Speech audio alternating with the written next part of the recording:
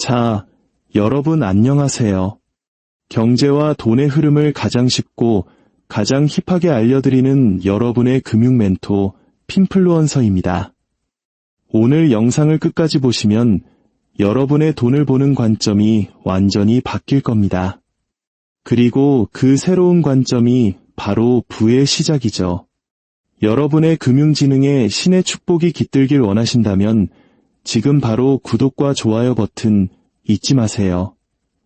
여러분의 갓생을 위한 첫 번째 투자입니다.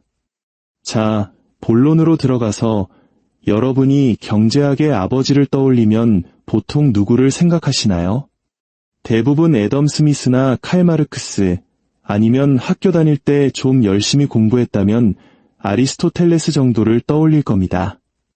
하지만 서양 중심의 역사 교육이 거의 가르쳐주지 않는 중세시대에 숨겨진 엄청난 진실이 하나 있습니다. 지금으로부터 거의 1000년 전 자본주의는커녕 중앙은행이라는 개념조차 없던 시절에 한 이슬람 학자가 경고를 날렸습니다.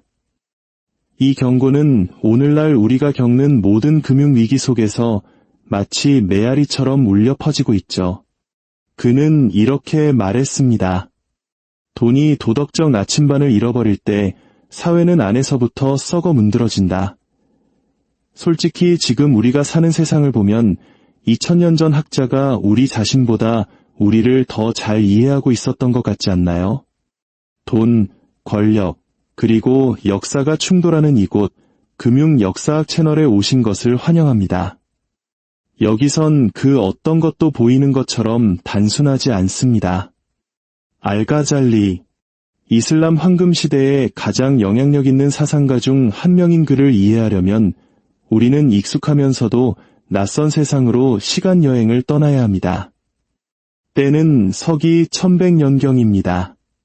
당시 유럽은 분열되어 있었고 가난했으며 중세 초기의 잿더미 속에서 겨우 기어 나오고 있었습니다. 한마디로 별 볼 일 없던 시절이죠. 반면 이슬람 세계는 지금의 스페인부터 페르시아를 넘어 광대하게 펼쳐져 있었습니다. 바그다드, 다마스쿠스, 카이로 같은 도시들은 부유하고 복잡하며 세련된 금융과 지성의 중심지였습니다. 마치 오늘날의 뉴욕, 런던, 그리고 서울 같았죠. 무역로에는 비단, 향신료, 직물, 은을 실은 대상들이 쉴 새 없이 오갔고 학자들은 철학, 법학, 천문학, 의학을 논하며 지식의 향연을 벌였습니다. 시장은 활기로 넘쳤고 제국은 부유했습니다. 그리고 이분은 그 누구도 완전히 이해할 수 없을 만큼 빠른 속도로 사회를 바꾸고 있었습니다. 바로 이 폭발적인 상업과 불평등이 심화되던 세상에 아부 하미드 알가잘리라는 학자가 등장합니다. 그는 철학자이자 법학자였고 신학자이자 날카로운 사회 비평가였습니다. 영혼의 목적과 화폐 시스템의 목적을 눈 하나 깜빡하지 않고 동시에 설명할 수 있는 뭐랄까 완전체 사기캐 같은 인물이었죠. 1058년 페르시아에서 태어난 알가잘리는 지성계에서 초고속으로 성장했습니다. 30대 중반에 이미 이슬람 세계에서 가장 명망 높은 교수직에 올랐죠. 하지만 그를 특별하게 만든 것은 명성이 아니었습니다. 바로 현실에 안주하기를 거부하는 그의 태도였습니다. 그는 부가 넘쳐나고 시장은 팽창하는데 뭔가 중요한 것이 빠져있다고 느꼈습니다. 돈에 집착하느라 의미를 잃어버린 사회.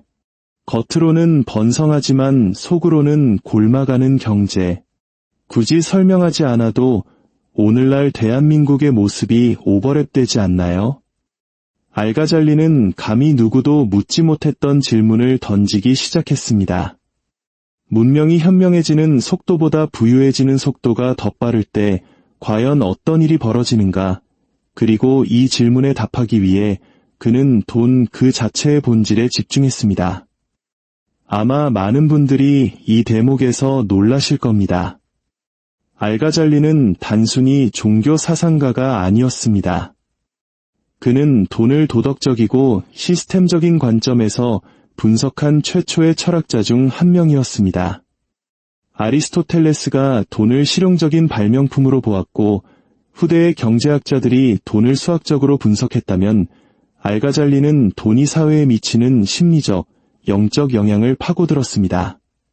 돈이 어떻게 인간의 행동과 인센티브, 신뢰를 형성하고 궁극적으로 국가의 운명을 결정하는지를 꿰뚫어 본 것이죠. 그의 경제 사상을 이해하려면 먼저 그가 돈의 핵심을 어떻게 보았는지 알아야 합니다. 알가잘리에게 돈은 숭배하거나 쌓아두거나 과시하기 위한 물건이 아니었습니다.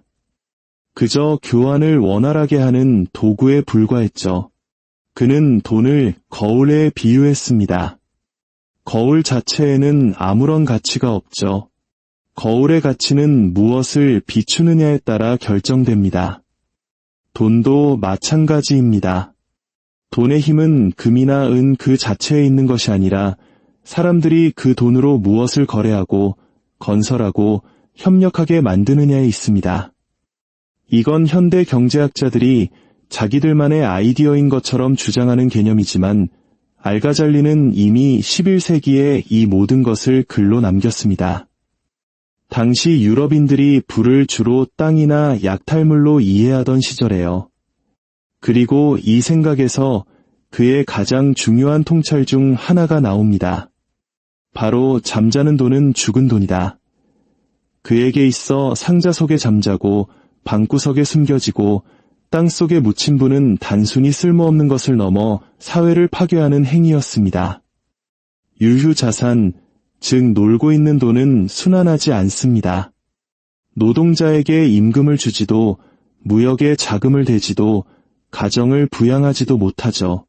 오히려 경제의 생명줄을 질식시킵니다. 그는 이 현상을 사회의 혈관을 얼어붙게 만드는 행위라고 묘사했는데 이건 불평등을 비판하는 오늘날의 어떤 칼럼에 실려도 전혀 어색하지 않은 문장입니다. 하지만 알가잘리는 단순히 탐욕을 비난한 게 아닙니다. 그의 주장은 시스템적이었습니다. 부자들이 돈을 쌓아두면 자원이 부족해서가 아니라 순환이 막혀서 인위적인 희소성이 만들어집니다. 가격은 왜곡되고 시장은 붕괴하며 사람들은 고통받습니다. 요즘 우리 사회에서 부동산이 딱 그렇지 않나요? 생산적인 활동 없이 그저 깔고 앉아있는 자산이 가격만 폭등시키면서 사회 전체의 활력을 앗아가고 있으니까요. 이 비판은 그의 다음 핵심 사상으로 이어집니다.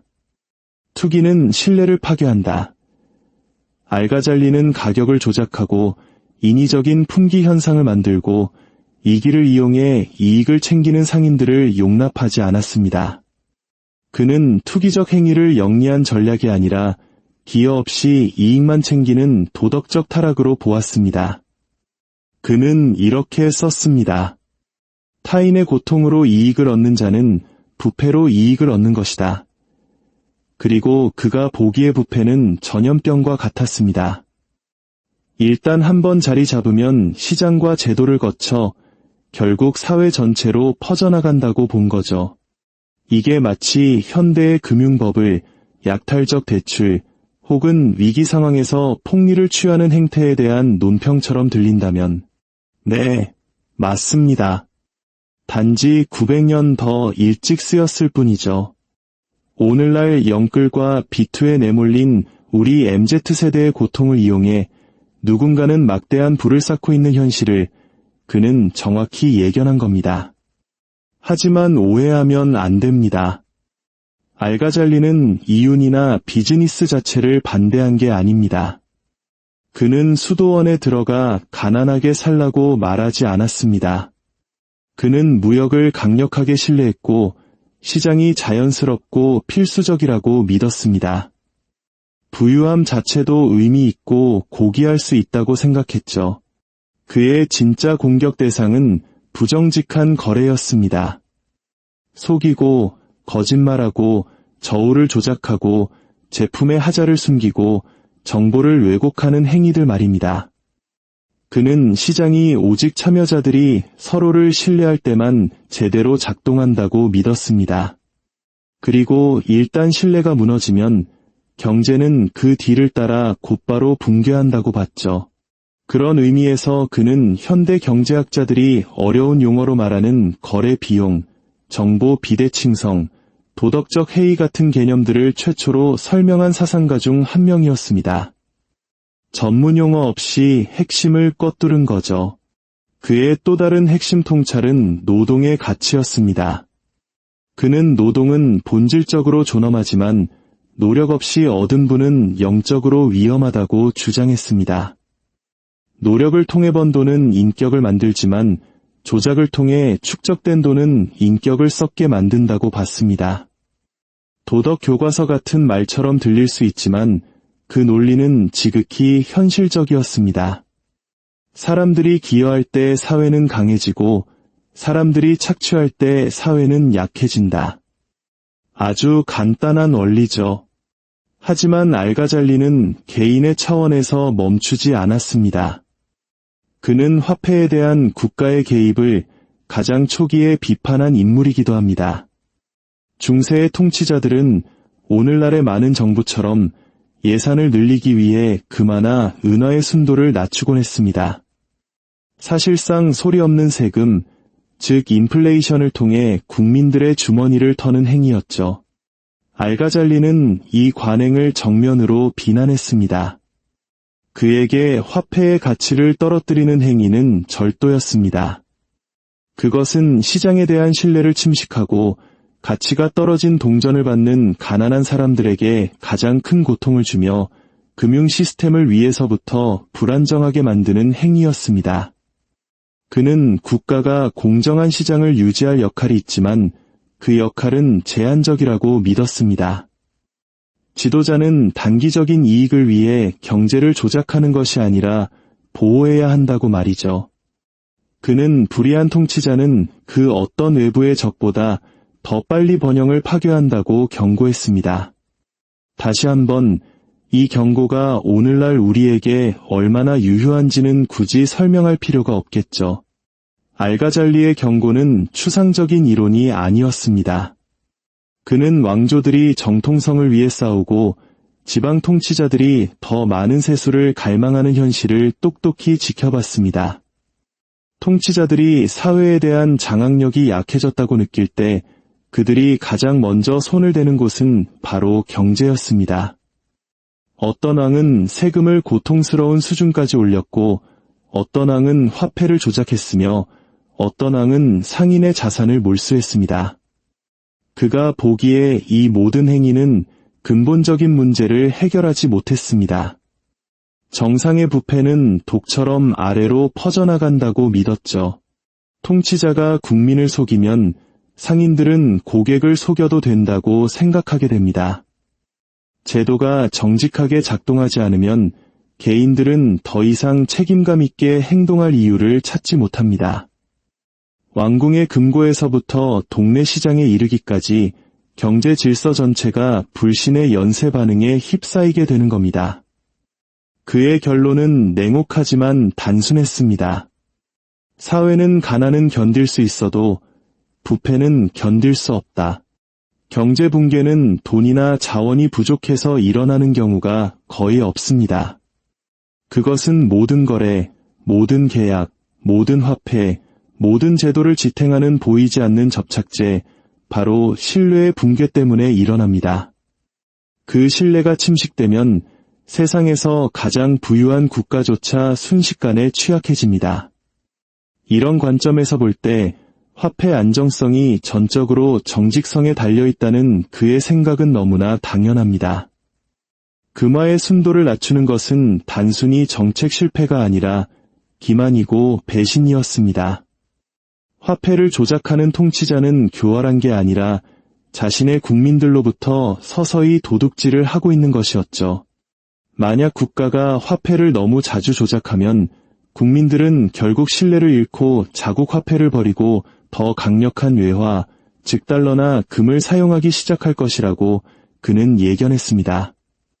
1000년 후 이 역학은 바이마르 공화국, 짐바브웨, 베네수엘라, 그리고 오늘날 인플레이션으로 고통받는 모든 나라에서 정확하게 재현되었습니다. 사람들은 더 이상 자국 화폐 뒤에 있는 약속을 믿지 않기 때문에 돈으로부터 도망칩니다. 결국 알가잘리가 꿰뚫어 본 것은 인간 본성이었습니다. 사람들은 두려움 때문에 사재기하고 탐욕 때문에 투기하며 들키지 않을 거라 생각할 때 속입니다. 그리고 착취가 정상이 되는 지경에 이른 사회는 이미 붕괴가 진행 중인 것이나 다름없습니다. 이것이 그의 가장 강력한 통찰 중 하나로 이어집니다. 인간 행동을 형성하는 인센티브를 바로잡지 않고는 경제를 고칠 수 없다. 법도 중요하고 시장도 중요하지만 그 모든 것 뒤에는 감정, 야망, 두려움, 욕망에 의해 선택하는 사람이 있습니다. 사회 시스템이 이러한 인센티브를 생산적이고 정직한 행동으로 유도하지 않는 한 경제는 부패, 불안정, 그리고 자기 파괴의 길로 흘러갈 수밖에 없습니다. 그래서 알가잘리는 부의 도덕적 차원을 그토록 강조했던 겁니다. 책임감 없는 부는 영적으로 위험할 뿐만 아니라 공동선에 대한 위협이었습니다. 부 자체는 나쁜 것이 아니지만 목적 없는 부는 불완전할 뿐입니다. 사회는 개인이 빼앗는 것보다 더 많이 기여할 때 축적하려는 욕구가 공동체를 향상시키려는 의무감과 균형을 이룰 때 강해집니다. 그러나 부가 사회적 책임과 분리될 때, 이윤 추구가 공동체의 안녕을 무시할 때 시스템은 부서지기 쉬운 상태가 됩니다. 이기적인 사회는 결국 스스로의 무게에 짓눌려 붕괴하고, 일단 붕괴하면 자신들은 안전할 거라 믿었던 부자들을 포함한 모든 사람이 대가를 치르게 됩니다. 문명은 사람들이 균형을 이해할 때 흥하고 그 균형이 무너질 때 망합니다. 그리고 이야기는 우리를 곧장 현대로 데려옵니다. 알가잘리의 통찰은 더 이상 중세 철학이 아니라 우리 시대에 대한 진단서처럼 느껴지는 세상으로 말이죠. 우리는 의미보다 돈이 더 빨리 움직이는 글로벌 경제에 살고 있습니다. 부의 불평등은 수세기 동안 볼 수 없었던 수준에 근접하고 있고, 시장은 종종 기여보다 투기에 보상하며 제도에 대한 신뢰는 해마다 하락하고 있습니다. 인플레이션은 조용히 구매력을 갉아먹고 금융버블은 예측 가능한 규칙성으로 커졌다가 터지기를 반복합니다. 우리가 보는 모든 곳에 알가잘리가 묘사했던 바로 그 문제들이 전 지구적 규모로 펼쳐지고 있는 겁니다. 그의 사재기에 대한 비판은 오늘날의 억만장자, 역의 계좌, 부의 집중 문제와 정확히 일치합니다. 투기에 대한 경고는 부동산 위기, 코인 변동성, 그림자 금융, 약탈적 시장에 대한 우려와 닮아 있습니다. 조작된 화폐에 대한 비난은 오늘날 통화 정책 논쟁의 심장을 찌릅니다. 그리고 신뢰가 번영의 기초라는 그의 믿음은 정직한 사법부, 예측 가능한 규제, 투명한 거버넌스를 갖춘 국가가 더 강력한 통화와 회복력 있는 경제를 누리는지를 완벽하게 설명합니다. 놀라운 것은 세상이 본질적으로 거의 변하지 않았다는 사실입니다. 기술은 달라졌고 시장은 더 빨라졌으며 규모는 지역적이 아닌 전 지구적이 되었지만 그 기저에 있는 인간의 행동은 똑같습니다. 알가잘리가 만약 오늘날에 폭주하는 부채, 투기 광풍, 심화되는 불평등, 정치적 교착 상태, 제도적 불신을 본다면 그는 아마 1000년 전에 썼던 말을 그대로 반복할 겁니다. 정의가 사라진 곳에 번영은 남을 수 없다. 이것은 불편한 진실입니다. 경제는 숫자가 맞지 않아서 붕괴하는 게 아닙니다. 시스템 안의 사람들이 서로를 믿지 않게 될 때 붕괴합니다. 인센티브가 잘못된 행동에 보상할 때 붕괴합니다. 제도가 시장을 가능하게 하는 공정성을 지키지 못할 때 붕괴합니다. 추상적인 경제 공식이 아니라 인간의 감정, 두려움, 탐욕, 꼼수가 문명을 위기로 몰아넣는 진짜 원인입니다. 알가잘리는 종교를 설교한 게 아닙니다. 그는 현실을 묘사한 겁니다. 그는 경제학자들이 종종 인정하기 힘들어하는 사실을 이해했습니다. 돈은 기계적인 물체가 아니라 도덕적 생태계라는 것을요. 그리고 그 도덕적 틀이 무너지면 금융 시스템은 바로 그 뒤를 따릅니다. 기록적인 부채, 투기 과잉, 제도적 불신, 금융 불안으로 정의되는 이 시대에 그의 중심 메시지는 생존 원칙이 됩니다. 돈이 도덕과 분리되면 시스템은 결국 무너진다. 이 아이디어를 이해하는 것은 단순한 금융 교육이 아닙니다. 이것은 당신의 자산을 지키는 금융 방어술입니다. 역사는 똑같이 반복되지는 않을지 몰라도 역사를 이해하지 못하면 당신은 언제나 똑같은 방식으로 뒤통수를 맞게 될 테니까요. 오늘 이야기가 새로운 관점을 제시했다면 구독 버튼을 눌러주십시오. 역사는 답을 알고 있고 저는 그 답을 어디서 찾아야 하는지 여러분께 보여드리겠습니다.